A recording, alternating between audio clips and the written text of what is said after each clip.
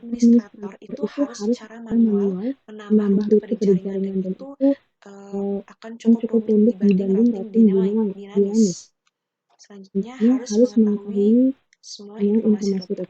Nah, jadi administrator jaringan itu harus mengetahui semua informasi dari masing-masing router yang digunakan. Terlebih jika router yang digunakan itu lumayan banyak, itu akan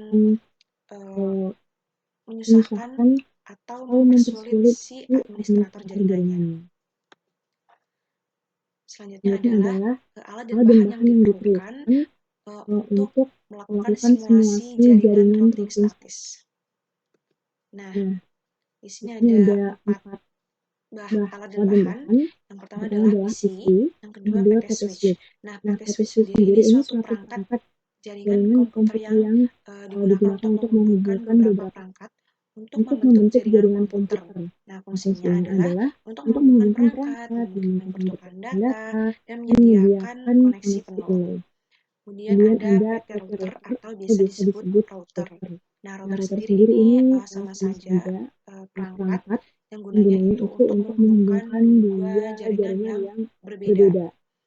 Kemudian ada kabel, dan kabel yang digunakan itu adalah kabel straight through, yang mana pemasangannya itu ujung satu ke ujung yang lainnya itu sama warnanya, tidak berkebalikan.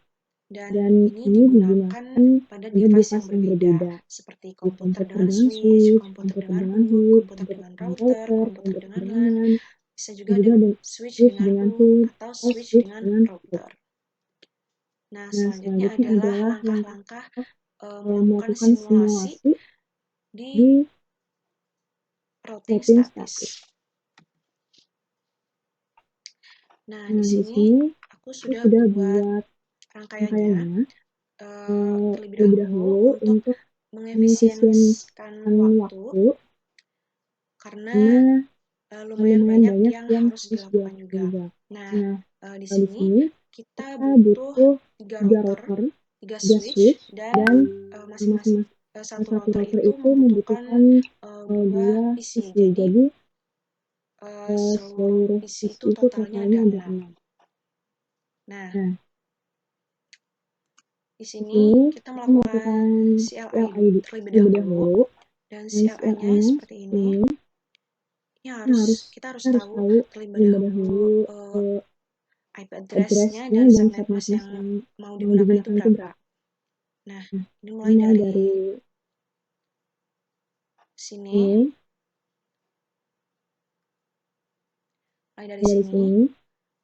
Awalnya aku input yang N, kemudian konfigurasi tar, kemudian memasukkan interface pas Ethernet 0/0, kemudian memasukkan IP address-nya ini 192.168.1.1, dan menggunakan subnet mask tipe kelas C, yaitu 255.255.255.0.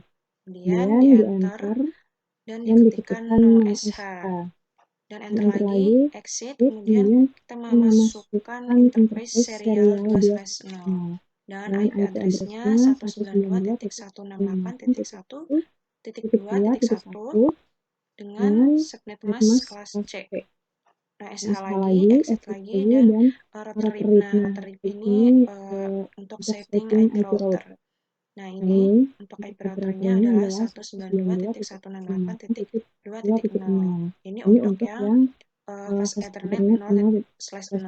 Kemudian ini network 192.168.1.0. Ini untuk yang interface serial 2/0. Ini di router yang 0. Kemudian di router nomor 1, maaf.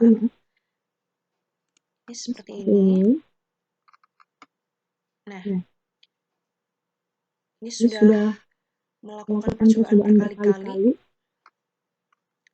belum bisa-bisa, dan awalnya itu seperti ini. Nah, router and router config. Nah, seperti itu. Kemudian kita memasukkan hostname-nya.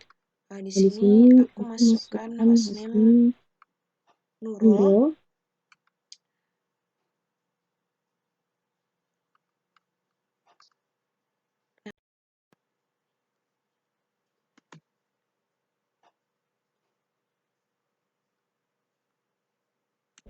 Oke, mohon maaf. Saya lanjutkan lagi.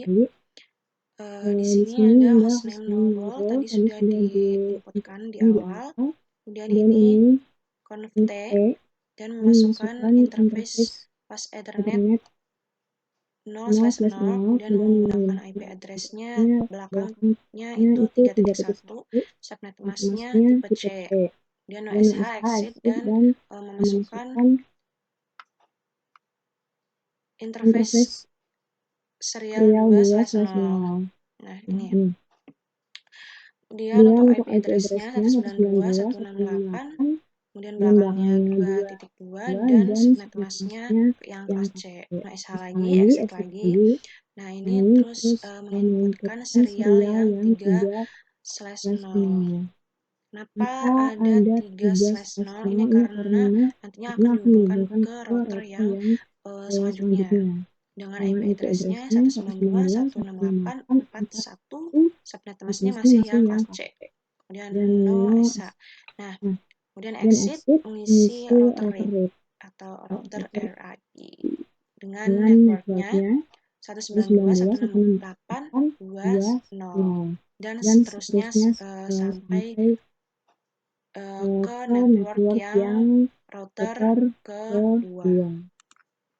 Selanjutnya adalah router 2. Nah, di sini aku sudah mencoba juga seperti ini langkah-langkahnya, yaitu n, conv-t, dan ini interface fast Ethernet 0/0 dengan IP address-nya 192.168.5.1, subnet mask-nya masih kelas C, SH exit, dan masukin lagi interface-nya serial 2/0. Nah, ini yang router 2 dengan IP-nya 192.168.42, subnet mask-nya yang kelas C. Nah, SH lagi, kemudian exit dan router RAI-nya untuk yang router 0 ini 192.168.4.0. Untuk router yang satu ini networknya 192.168.5.0. Nah, selanjutnya di PC 0 kita harus di PC-PC semuanya kita harus melakukan konfigurasi PC. Nah, ini aku sudah melakukan untuk yang konfigurasi IP-nya. Nah, untuk konfigurasi IP PC 0 ini menggunakan IP configuration yang statis dengan address-nya 192.168.1.2.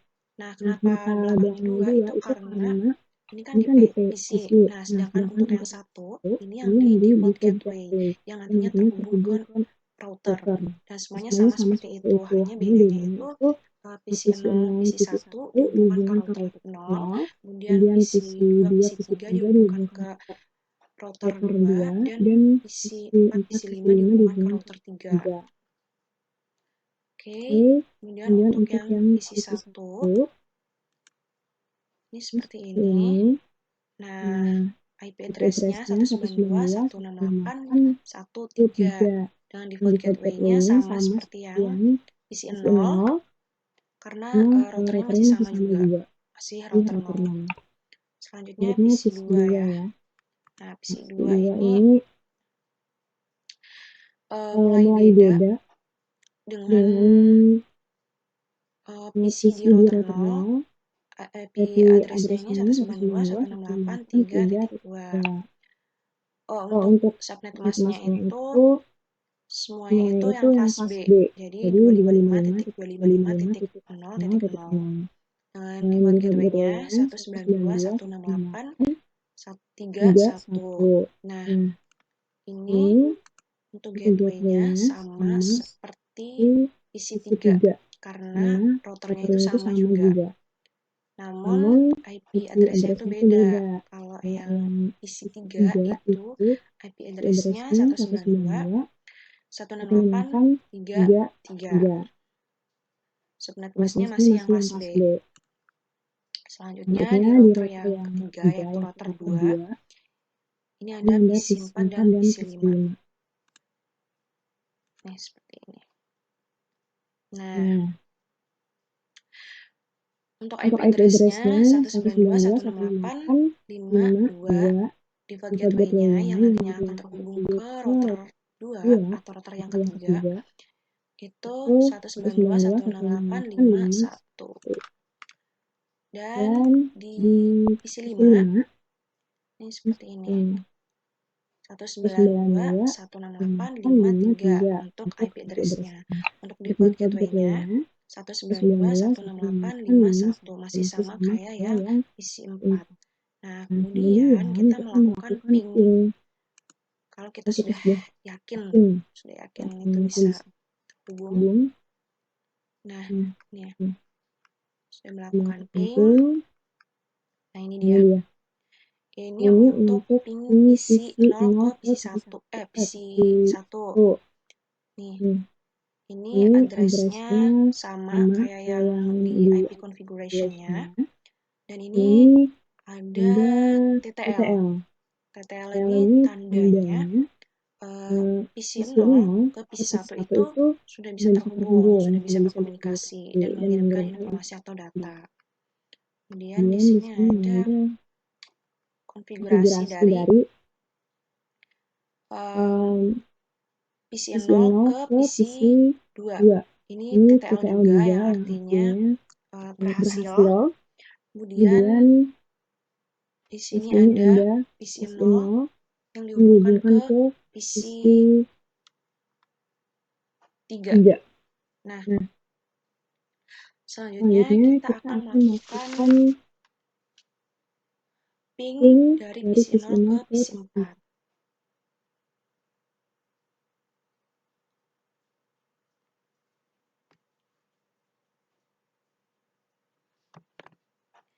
Nah, untuk melakukan ping ini, kita lakukan di menu command prompt di menu desktop. Nah, ini seperti ini untuk melakukan ping ke PC 4. Kemudian IP address-nya yang ada di IP configuration IP PC 4.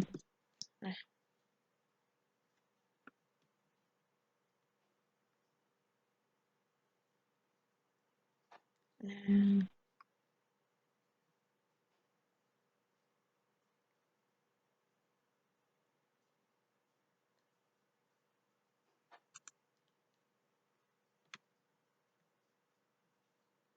seperti ini. Kemudian untuk PC 5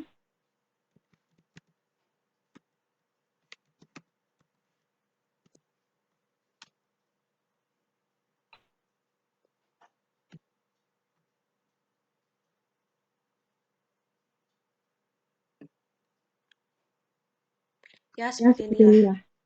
Sebelumnya saya sudah mencoba dan berhasil, tapi tidak tahu mengapa ini gagal. Ya, intinya seperti itu. Mungkin itu saja yang bisa saya presentasikan untuk post-tes mata kuliah praktikum jaringan komputer. Apabila ada kesalahan kalimat, mohon dimaafkan. Terima kasih. Wassalamualaikum warahmatullahi wabarakatuh.